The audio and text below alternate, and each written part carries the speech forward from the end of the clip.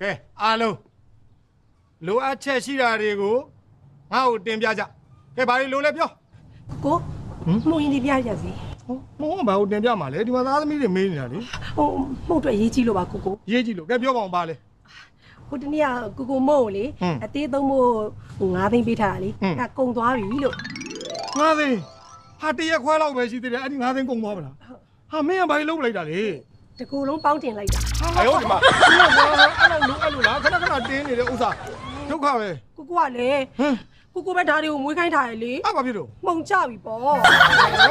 တနေ့အသားကြီးတင်အောင်လို့ပေါင်းတင်ရတာဒါမှကိုကြိုက်မှာ ဟောအဲ့လို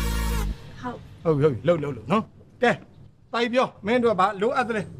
ဒယ်ဒီပေးနေကြမဟုတ်တဲ့တောင်း9000လို့ မပေးနိုင်ပါဘူး ညမင်းတောင်းရင်ငါလည်းတောင်းပါနော်ဒယ်ရီသူ့ပေးတောင်းလည်းပေးရ ဘယ်သူမှမပေးဘူးနော်မင်းတို့ဟိုတယ်မှာလေအလုပ်ကိုကောင်းကောင်းမွန်မွန်ဘာများလုပ်လို့လဲမင်းတို့အလုပ်လုံးမလားဆိုကြည့်လိုက်လို့ရှင်ဂျောင်ထဲမှာခိုးပြီးအိတ်နေတယ်မင်းတို့မပေးဘူးဟမ်မကျင်နိုင်မင်းတို့ကြိုက်တဲ့နေရာသွားတိုင်းကြဟာလားသမီးလားမင်းဟမ် တမီးပါရှင် မင်းရောဘာလိုအပ်တယ်ပြော ဒဲဒီ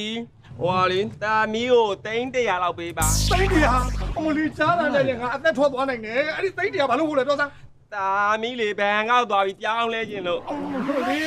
ဘန်ကောက်အဝေးကြီးသွားကြမလို့ဒီမှာဓာမျိုးစုံရှိတယ်ငါဖြတ်ပေးမယ် ရမလားဒီတိုင်းပဲနေတော့မယ်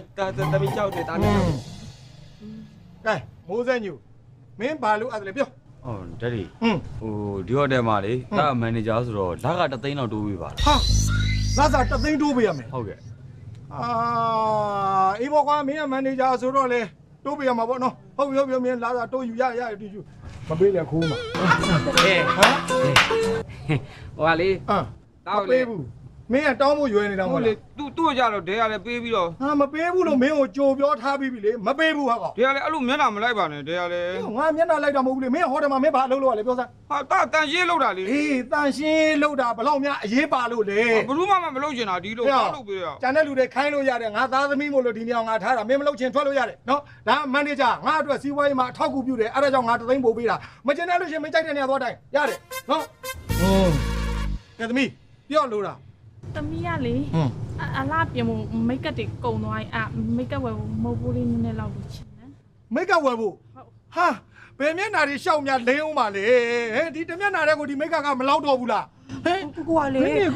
လိုအပ်တယ်လေ तू က reception မှာထိုင်တာဆိုတော့လေကောင်လေးတွေလိုက်လှလှပပလေးဖြစ်မှာဒီဟိုတယ်မှာတဲကြမှာပေါ့ အော်အဲ့လိုလားအော်ကိုရဲ့ဟိုတယ်မှာဒါသူကလည်းအထောက်အကူပြုတာပေါ့နော်ဟုတ်ပြီလားဆိုဝဲနော်ဝယ်စီရပြီโอเคကဲသမီးအောင်